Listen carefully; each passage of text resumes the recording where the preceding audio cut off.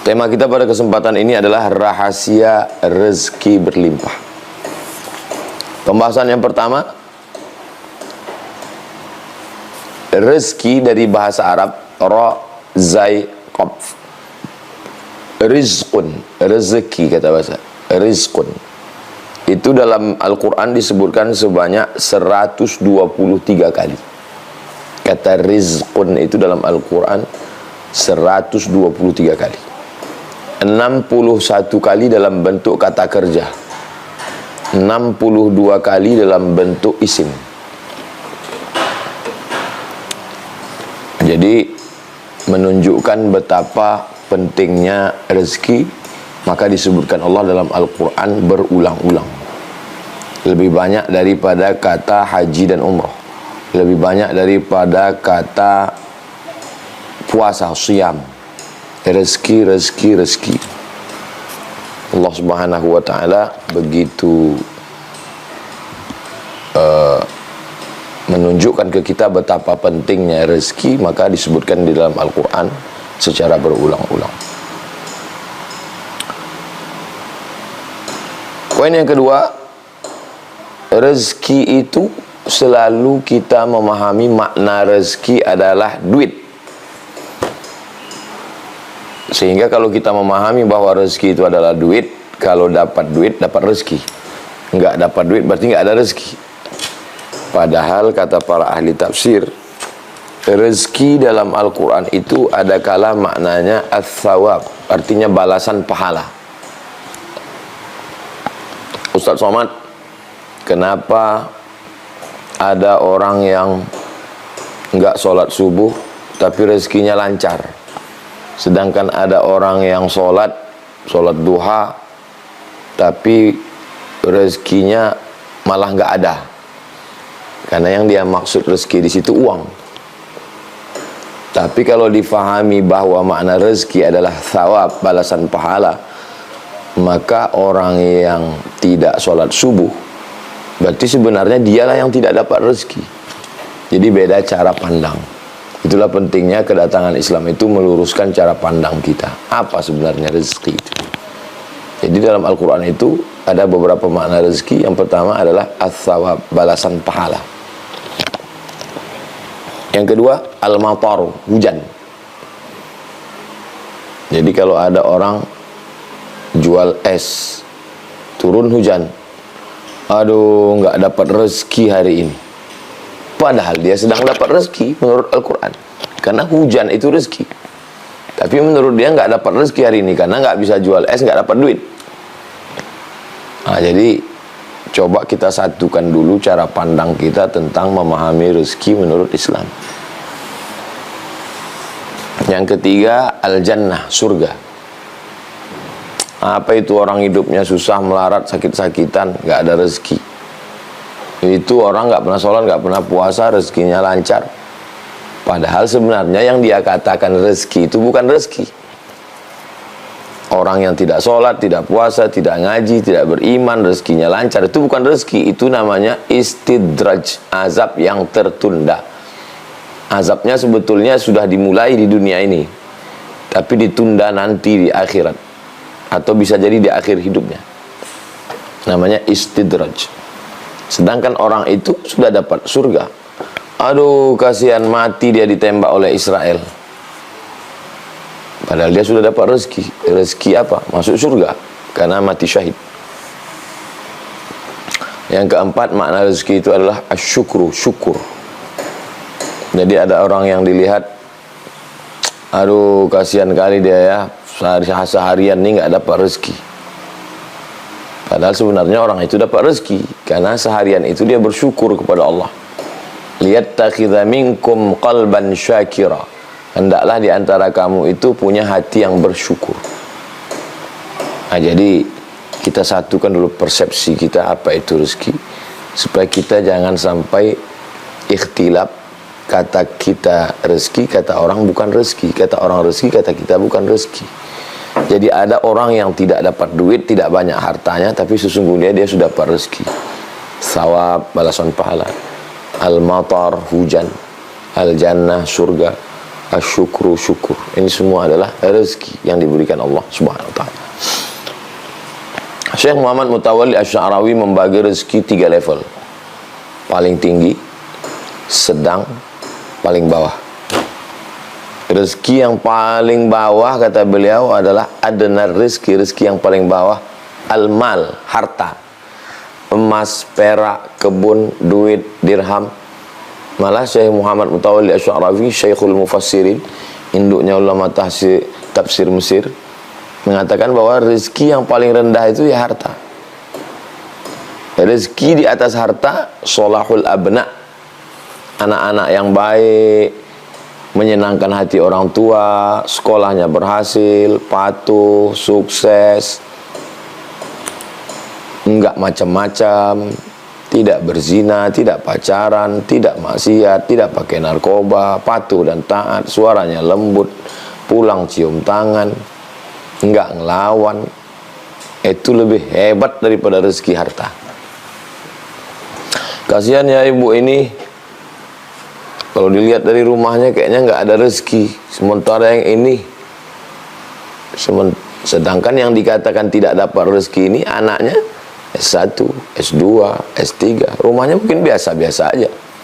Yang ini rumah megah, anak nggak sekolah, nomor 1 narkoba, nomor 2 pelakor, nomor 3 ditangkap KPK. Di mata orang inilah yang paling hebat rezekinya. Padahal menurut pandangan ulama, yang rezeki hebat adalah sholahul abna. Yang paling tinggi tamamur rizki, rezeki yang paling sempurna kata Syekh Muhammad Mutawalli Asy-Sya'rawi adalah ridha Allah, ridha Allah Subhanahu wa taala.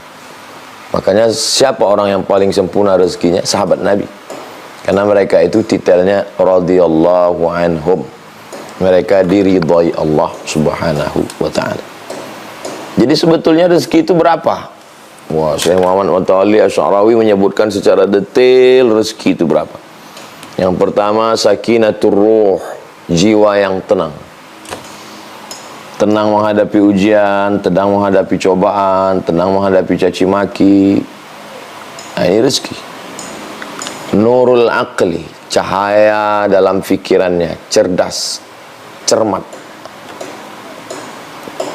Sehatul jasad, badan sehat. Jadi kalau kita ketemu sama orang, apa kabar, sehat, dia dapat rezeki. Safaul qalbi, hatinya bening, jernih, nggak ada dendam, nggak ada marah, nggak ada sakit hati, nggak ada dendam kesumat, nggak ada laknat, nggak ada kufur, nggak ada syirik, nggak ada munafik. Salamatul fikri, pikirannya sehat, nggak ada sekuler, nggak ada liberal, nggak ada komunis, nggak ada ateis, nggak ada kufur nikmat. Da'watu ummin, dia selalu dapat doa ibunya. Setiap pergi cium tangan, pergi ya bu, ini orang dapat rezeki. Dapat video doa dari ibu, ini orang dapat rezeki. Atfu abin, kelembutan seorang ayah. Ayah masih hidup, duduk di rumah, mendoakan. Nah ini, dia tiap hari dapat rezeki. Wajudu akhin, punya saudara yang dermawan, yang selalu menolong, yang selalu mengayomi, yang selalu melindungi. Ini rezeki yang luar biasa. Ada orang punya perusahaan besar, duitnya banyak, mobilnya mewah, rumahnya megah, tapi punya saudara yang selalu merongrong, mengambil harta warisan, rebut-rebutan. Tapi ada orang yang biasa-biasa aja, tapi saudaranya Masya Allah, Tabarakallah. Ihtimamu shadiq, punya teman yang peduli. Apa kabar bro, gimana, udah sholat duha, udah tahajud, ayo kita jalan nengok anak yatim, fakir miskin. Gimana hatimu, gimana imanmu. Punya teman yang selalu peduli. Ini rezeki. Yang ke-10, da'watu muhibbin fillah, selalu mendapatkan doa dari orang-orang. Kami selalu mendoakan Ustadz, semoga Ustadz sehat, panjang umur, tetap berdakwah, mudah-mudahan Ustadz istiqomah. Itulah rezeki saya. Itulah rezeki para da'i. Nah, jadi sebenarnya sudah mendapatkan rezeki berlimpah. tapi orang menganggap dia tidak ada rezeki. Aduh, nggak ada rezeki. Padahal sebenarnya dia sudah mendapatkan rezeki dari Allah Subhanahu wa ta'ala. Itu maka pembahasan yang pertama adalah fahami dulu apa makna rezeki sebaik-baiknya. Berikutnya poin yang keempat.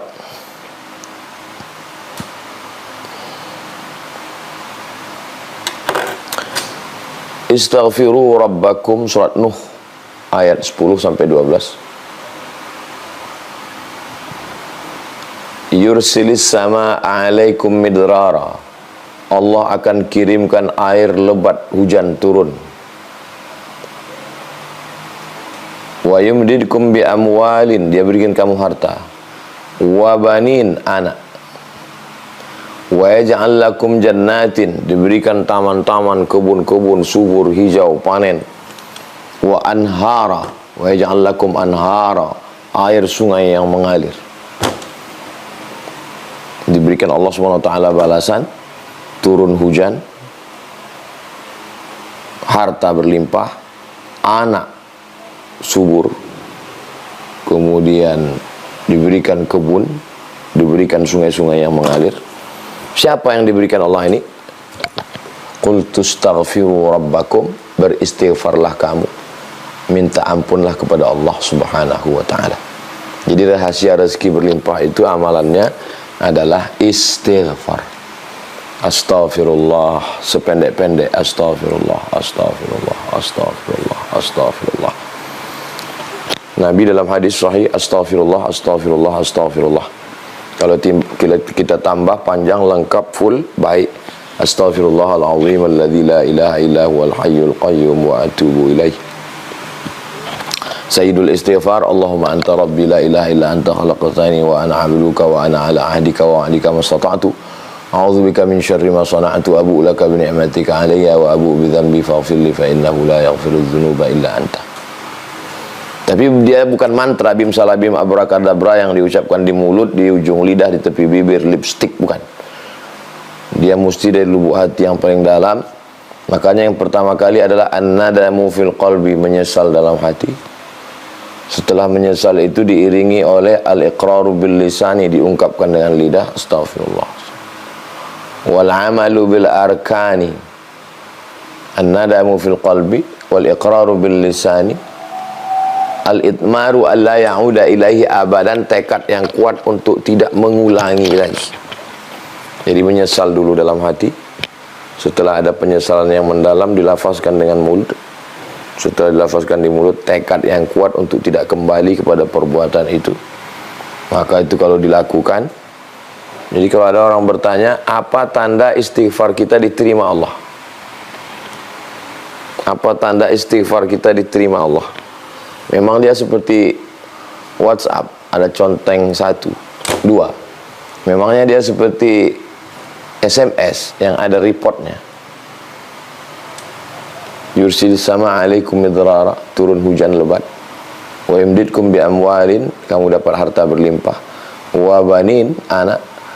Wa yaj'al lakum jannatin, diberikannya kamu kebun-kebun. Wa yaj'al lakum anhara, air sungai yang mengalir, tidak kurang satu apapun. Dan ini ditegaskan juga dalam hadis Nabi SAW, man lazimal istighfar, siapa yang memperbanyak istighfar, ja'alallahu lahu min kulli dhiqin makhraja, dari segala kesempitannya diberikan Allah makhraja, solusi jalan keluar. Wa min kulli hammin faraja, dari segala kesusahan hatinya faraj, ada kelapangan. Wa razaqahu min haitsu la yahtasib, diberi rezeki dari jalan yang tidak disangka-sangka. Diberi rezeki dari jalan yang tidak disangka-sangka. Nah, jadi jalan yang pertama adalah istighfar. Banyak. Saya pernah ketemu dengan kiai, dari awal ngobrol sampai akhir sepertinya amalannya istighfar. Astagfirullah. Astagfirullahaladzim. Ngomongnya nggak terlalu banyak. Kita ngobrol habis itu astagfirullahaladzim. Saya heran kenapa kiai istighfar terus. Kira-kira kiai dosanya apa ya? Ternyata beliau mengamalkan zikir istighfar. Jadi kalau ada di antara kita yang zikirnya istighfar, untuk mengundang turunnya rezeki dengan syarat dan ketentuan berlaku amat sangat baik sekali. Astaghfirullah, astaghfirullah, astaghfirullah. Astaghfirullahaladzim alladzi la ilaha illa huwal hayyul qayyum wa atubu ilaih. Orang yang tahajud, ya, orang yang tahajud bisa jadi kena penyakit ujub. Karena tahajud itu amal saya gitu. Kalau ada orang yang khatam Quran berkali-kali, walaupun tidak diobrolkan ke orang, tapi mungkin dalam hatinya itu, ya saya ini kan banyak khatam Quran. Tapi kalau amalan istighfar itu lebih ke dalam. Saya ini banyak dosa. Jangankan mau dapat pahala, jangankan mau masuk surga, dosa saya aja. Jadi mungkin karena hati itu sudah hancur, remuk, redam, tidak ada harapan kecuali hanya Allah, jatuh sejatuh-jatuhnya, terkapar, terbanting, telentang, telungkup, tak berdaya. Disitulah kemudian Allah mengangkat derajat setinggi-tinggi. Nah, jadi amalan istighfar ini adalah amalan ke bawah. Kalau yang lain ini amalannya ke atas, menunjukkan ini amal saya, ini masjid yang saya bangun, ini ceramah saya. Tapi kalau istighfar itu lebih pada, ya Allah dosa saya, ya Allah, astaghfirullahaladzim alladzi la ilaha. Makanya segala amal semuanya diawali dengan istighfar. Selesai sholat pun istighfar. Assalamualaikum warahmatullahi wabarakatuh. Assalamualaikum warahmatullahi. Astaghfirullahaladzim, astaghfirullahaladzim. Memangnya dosa apa di dalam sholat kok istighfar? Ya dosanya itu sholat tadi ingat kunci, waktu sholat bacaannya kurang khusyuk, waktu sholat hatinya kurang kuat mengingat Allah, maka dia astaghfirullahaladzim, astaghfirullahaladzim, astaghfirullah.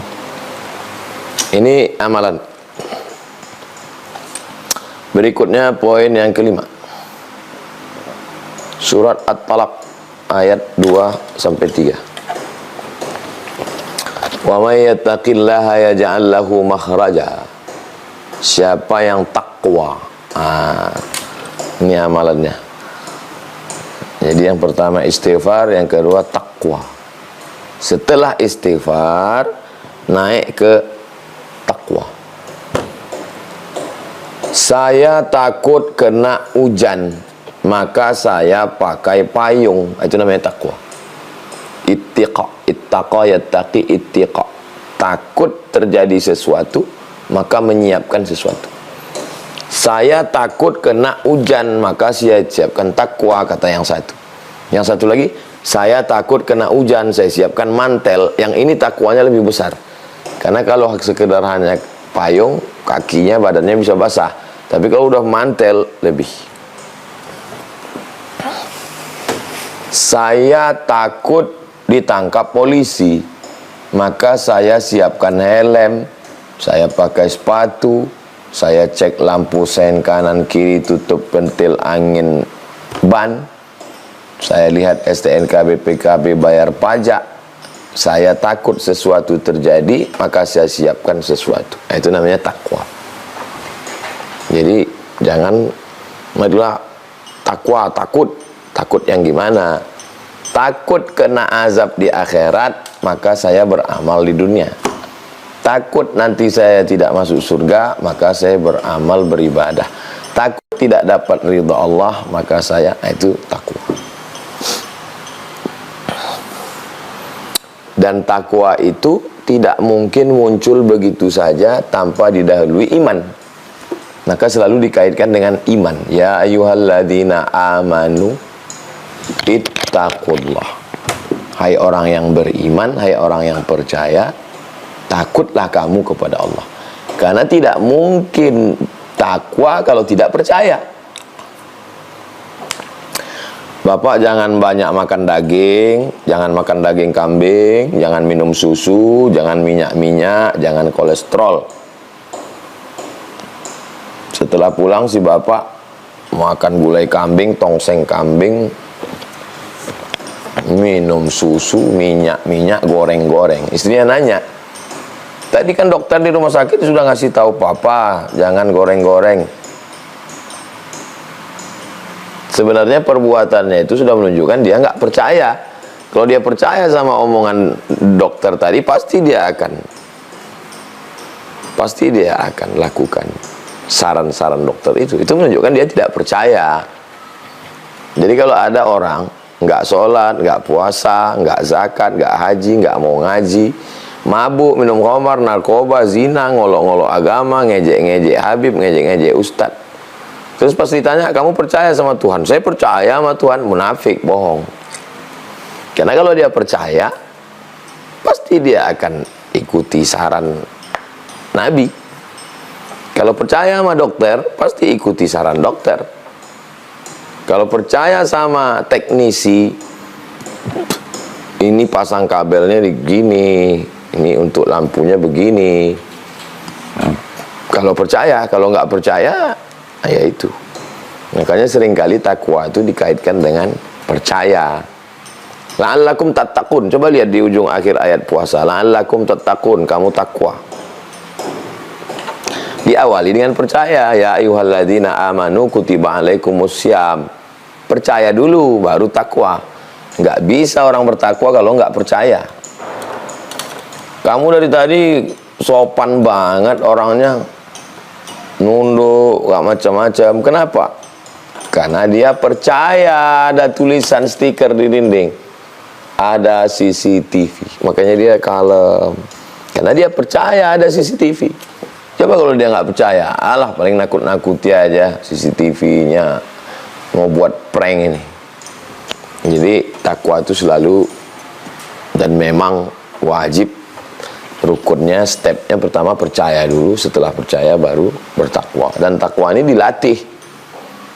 Latihan yang pendek ya sholat 5 waktu. Allahu Akbar. Takut garuk gatal, takut mata kesana kemari, takut tidak khusyuk, takut. Latihan. Lalu kemudian puasa 30 hari. Takut makan, takut minum, takut melihat, takut mikir, takut. Tanggal 8 hari Tarwiyah, tanggal 9 hari Arafah, tanggal 10 hari Nahar, 11, 12, 13 hari Tasyrik. Oh, itu panjang sekali. Takut nyabut bulu hidung, takut ngupil, takut garuk, takut mandi, takut pakai sampo, takut. Ini dia berproses, ada latihannya.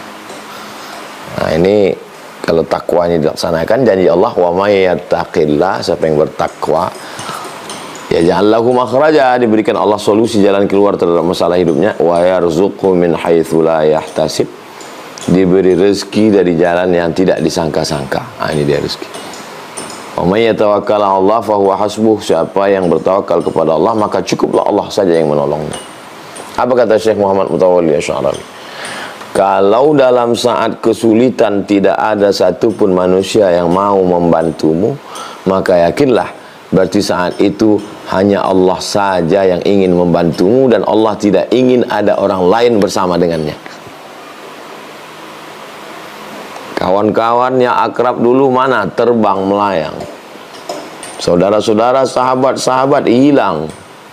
Betapa tidak adilnya kawan-kawan ini, mana semua? Yakinlah bahwa Allah ingin menolongmu dan Allah tidak mau ada orang lain bersamanya. Begitu indahnya. Wa huwa yatawalla salihin. Allah yang akan menjadi penolong orang yang soleh. Jadi takwa. Kemudian yang ketiga, kalau menurut urutan ini yang ke-6, tapi kalau menurut urutan pembahasan ini yang ke-6. Kalau menurut urutan amal, yang pertama istighfar, yang kedua takwa, yang ketiga adalah iffah, menjaga diri dari yang syubhat. Takut masuk neraka tidak minum khamar, takut masuk neraka tidak berzina, takut masuk neraka tidak berjudi. Itu takwa namanya. Kalau yang ini lebih halus lagi, namanya iffah, menjaga diri dari hal yang sebenarnya boleh, Tapi dia jaga dirinya karena takut nanti terlanjur, tercebur, terpeleset. Nah, ini lebih tinggi lagi. Nama sifatnya iffah. Orangnya mananya afif. Kalau dia perempuan afifah. Nah, sifatnya iffah. Jadi Nabi ada satu surat Ali Imran. Imran punya istri namanya Hannah. Hannah melahirkan anak namanya Maryam. Imran punya istri namanya Hannah, menikah, punya anak namanya Maryam. Nah, Maryam ini diletakkan di mihrab. Mihrab satu tempat untuk ibadah. Kalau mihrab yang kita sekarang ini kan tempat imam. Ini bukan, ini mihrab satu tempat ibadah. Kullama dakhala 'alaiha Zakaria al-mihraba, setiap kali Nabi Zakaria datang ke mihrab itu, wajada indaha rizqa, dilihatnya ada rezeki. Menurut ahli tafsir, rezeki di sini pas musim dingin ada buah-buahan musim panas, pas musim panas ada buah-buahan musim dingin. Kalau di tempat kita susah karena musimnya nggak ada musim dingin, musim panas. Kalau ketika di Mesir dulu pas lagi musim dingin, bulan Desember, Januari, dingin, itu tanam-tanaman seperti mati, kering, rontok. Tapi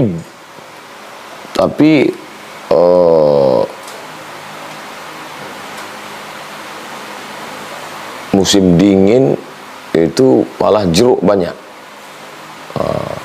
Lalu kemudian ketika musim panas, semangka banyak. Musim panas bulan Juli, bulan Agustus, kurma banyak. Musim dingin, jeruk banyak. Ternyata jeruk itu kalau dimakan menghangatkan perut, bagus, bertukal. Begitulah adilnya Allah, di saat musim dingin dibuatnya tanaman yang tumbuh hangat, panas ke perut, bagus.